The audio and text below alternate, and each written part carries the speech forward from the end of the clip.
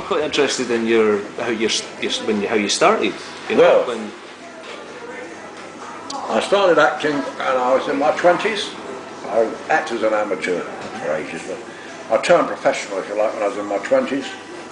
And I was in Trinidad, Caribbean, and well, I turned with them. I had a job as assistant manager of the Trinidad Country Club. And what it really involved was putting on floor shows, comparing and all that. We had calypso, yes.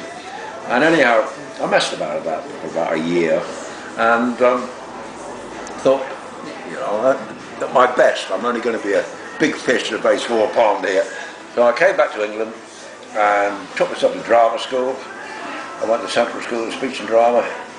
I didn't do the full course year there, it was a 3-year course, I couldn't afford that.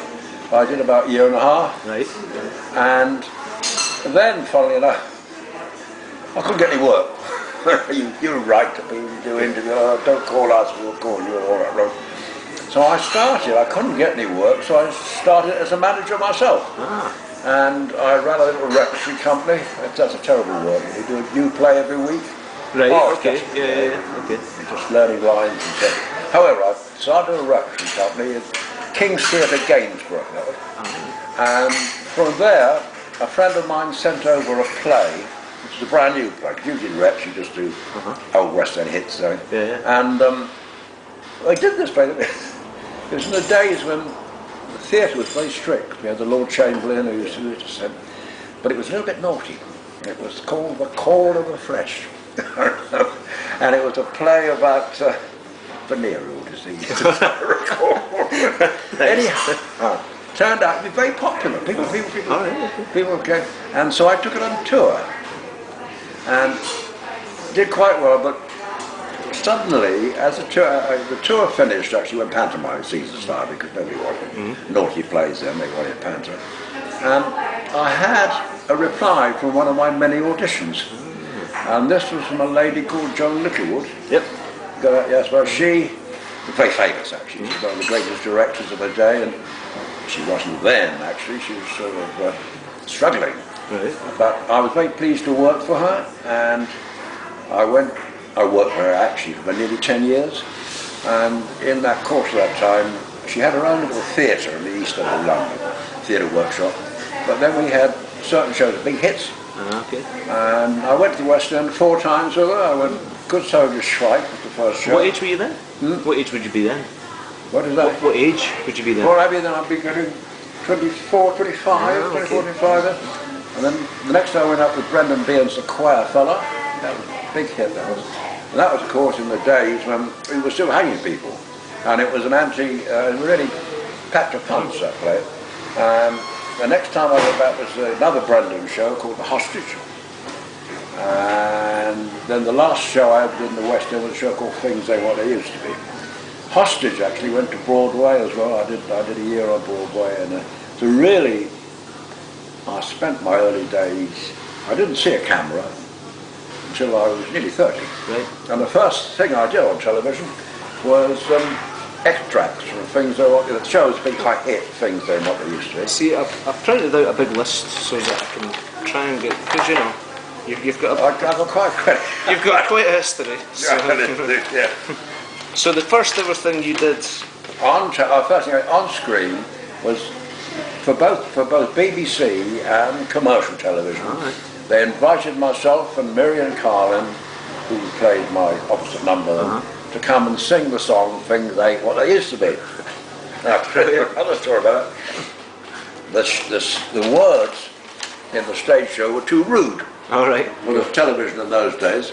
So Lionel Bart wrote another set of polite words. It's the one that and in fact, we had to relearn and sing the polite words.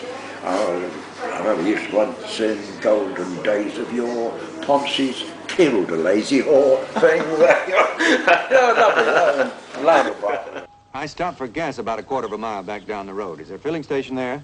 No, there isn't one for 4 or 5 miles. Well, then I'm right. It isn't the same place. I don't think I quite understand, Mr. Mannering, so let's see if I've got it right. Now, you told me a country road and a white paling fence, right? That's right.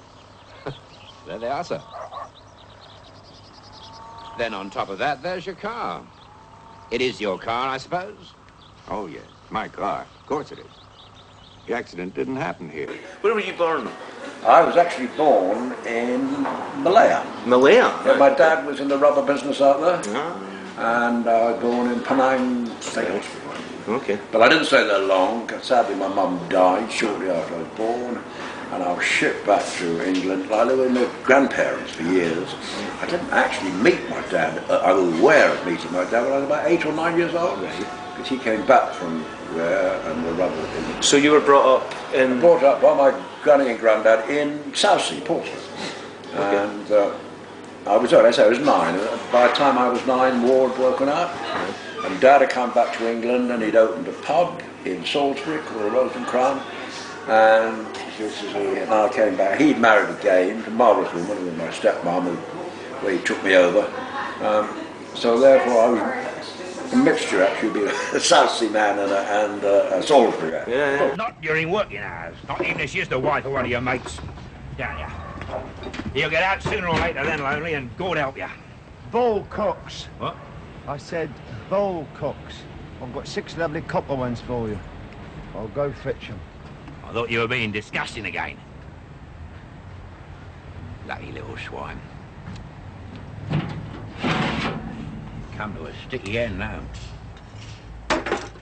I says you'll come to a sticky end.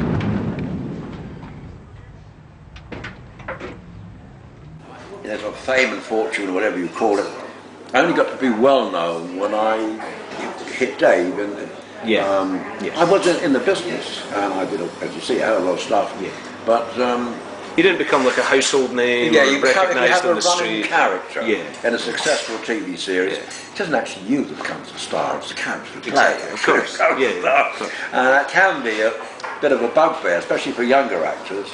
I mean, a very good friend of mine was Harry Corbett, and of course he hit sky high with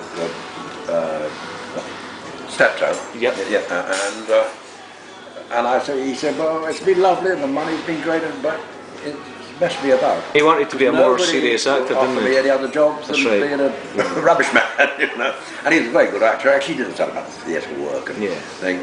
But that is, so I was sort of fortunate, I suppose, in that I was 50 by the time I was offered the first episode.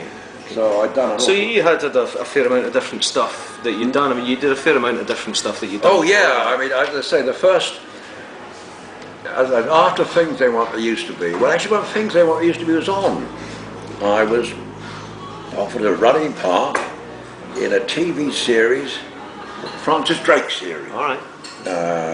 Terence Morgan was Francis Drake and Jean Kent was played Queen Elizabeth, and it was all set in a boat. Load of rubbish boats. It was a boat, it wasn't a sea, of course, it was a cardboard boat at ABPC Studios. And they used to wobble a camera about to make people think it didn't work. Wobbling the camera about it. And I played the master gunner. I was the master gunner. And I remember another young man who was in that. Did quite well for himself. He was the ship's drummer, and that was Michael Crawford. Ah, okay.